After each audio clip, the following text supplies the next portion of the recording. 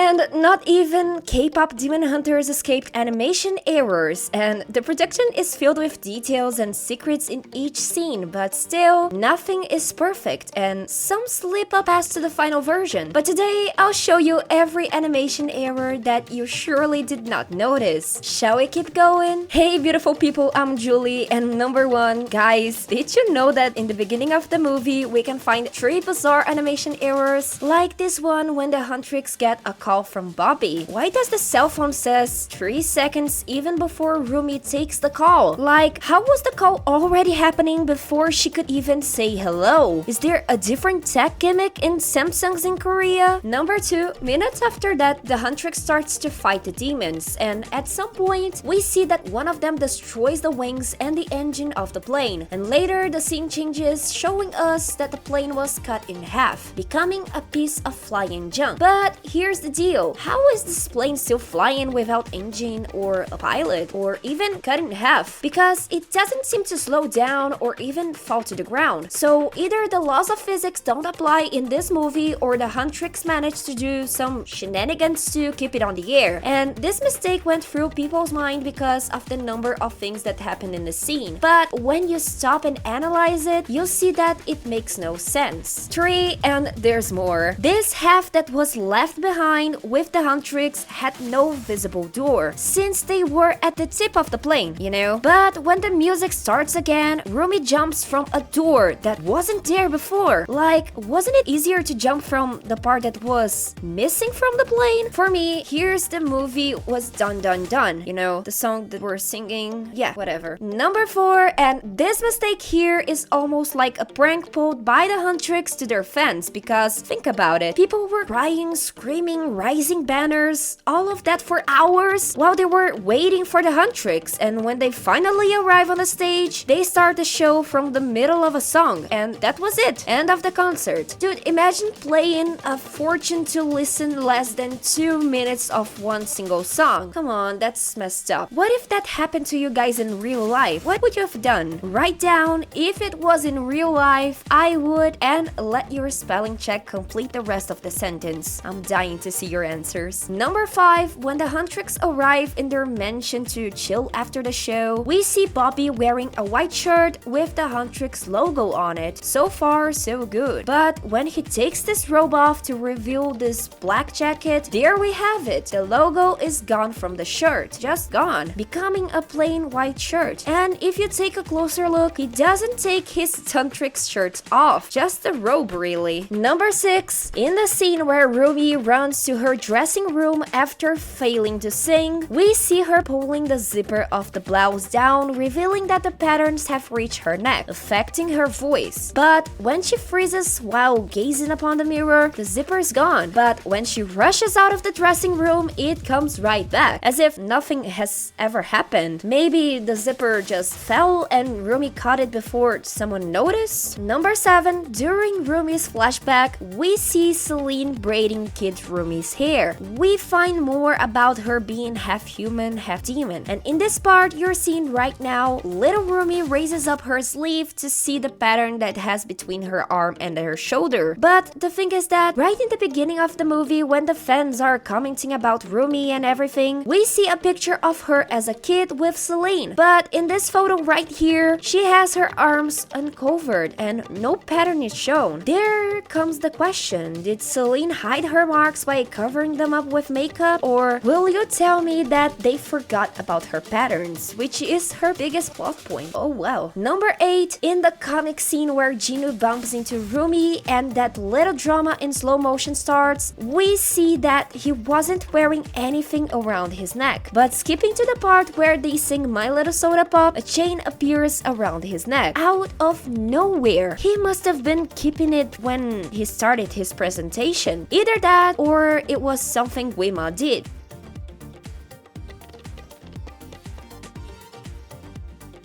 Number 9. Check out this next mistake that went unnoticed by a lot of people. When Mira questions Rumi, she says that they couldn't change the whole lyrics because the Idol Awards is tomorrow. But we've got that train scene where they lose all people for the demons, and then Rumi meets with Jinu and they sing along the song Free. And when Rumi finally arrives back home, it's already nighttime. But then on the next day, when the three girls are reunited, Rumi says, "But I don't know, I can sing tomorrow." But guys, wasn't the Idol Awards supposed to be that day? Just like Mira said yesterday that was tomorrow? What do you mean by that? Or will you tell me that the event changed the date because there was a plot hole in the movie script? And if you're one of the few people who noticed that in the first watch, leave a like in this video so I'll know if you guys notice every little detail while watching. Number 10. When Jinu and Rumi are fighting in the male sauna, there's a moment where he tears up her suit and reveals her demon patterns. But then in the next scene, when Rumi puts him against the wall with her sword, the tear is gone. And as it never happens. But the funny part comes now, when in the next scene, the tear is back again. Exactly when Jinu noticed her patterns. And don't come at me saying that it was the angle of the camera because it's a huge tear, almost ripping her whole sleeve. A mistake that they paid no attention while making it. Number 11. This next mistake came from you guys, who couldn't stop commenting it. At the end of Rumi's presentation in the song Golden, two demons appear disguised as Mira and Zoey. The thing is that they start to sing the whole takedown, but wait, how did they learn the lyrics if the Huntress hadn't released the song yet? And there's more. Where did it come from with the beat for takedown if the girls didn't even came to record it? Like, I get it was the movie that needed an excuse to expose Rumi's patterns in some way, but here they clearly messed up in the script. For the movie, this might sound okay, but the logic of the song gets confused. Don't you think? Tell me in the comments. Number 12. During the final battle, when Rumi sings What It Sounds Like, while heading towards Mira and Zoey, we can clearly see that she has more than one earring in her ear, probably around 3. But in the next scene, she appears wearing only one, just so right after she appears wearing all of them again. I don't even have to say that this was an animation error, right? But if they were to come up with an excuse, they just need to say that they weren't wore properly, therefore fell down. Number 13. In the Saja Boy show, and after Wima is defeated quote-unquote, because we don't know if he's really dead or not, we can see a guy wearing a shirt with the name Wima. But like, what the heck? Wima only appeared for humans in the last show only and in the end of it. Before that, he was never seen by any other people from this generation. There has no way that people knew his name. Or will you tell me that Wima was a K-idol in the past and we just didn't learn about that? And look, if you know about any other animation error I didn't mention, feel free to comment it down below. Hasta la vista!